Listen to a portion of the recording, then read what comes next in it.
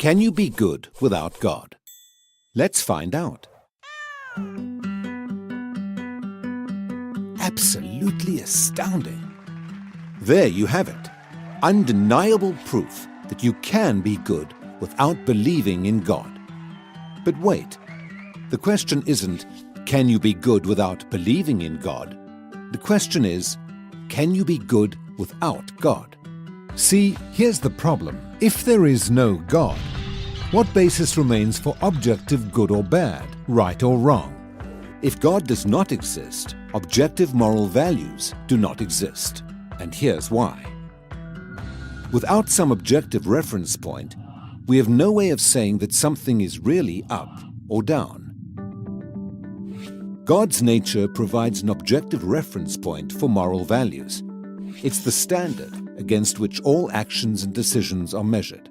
But if there's no God, there's no objective reference point. All we're left with is one person's viewpoint, which is no more valid than anyone else's viewpoint. This kind of morality is subjective, not objective. It's like a preference for strawberry ice cream. The preference is in the subject, not the object. So it doesn't apply to other people. In the same way, subjective morality applies only to the subject. It's not valid or binding for anyone else. So, in a world without God, there can be no evil and no good, nothing but blind, pitiless indifference. God has expressed His moral nature to us as commands. These provide the basis for moral duties. For example, God's essential attribute of love is expressed in His command to love your neighbor as yourself. This command provides a foundation upon which we can affirm the objective goodness of generosity, self-sacrifice, and equality. And we can condemn as objectively evil greed, abuse, and discrimination. This raises a problem.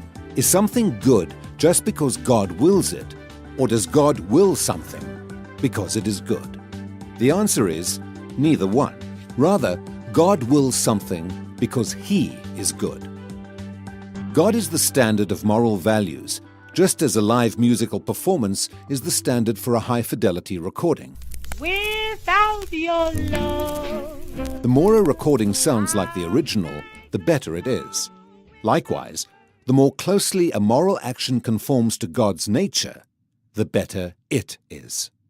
But if atheism is true, there is no ultimate standard.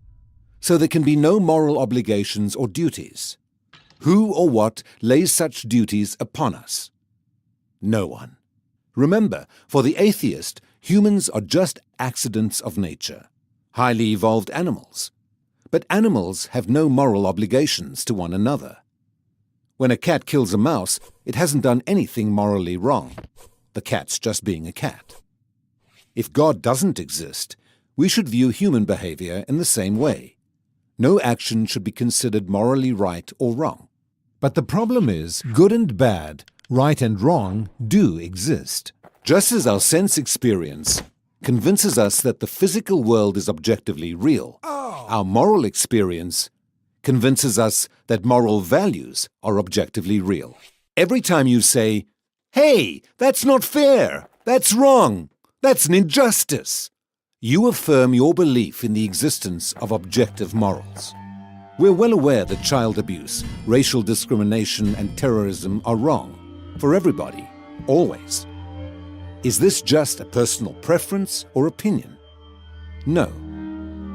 The man who says that it is morally acceptable to rape little children is just as mistaken as the man who says 2 + 2 = 5. What all this amounts to, then, is a moral argument for the existence of God. If God does not exist, objective moral values and duties do not exist. But objective moral values and duties do exist. Therefore, God exists.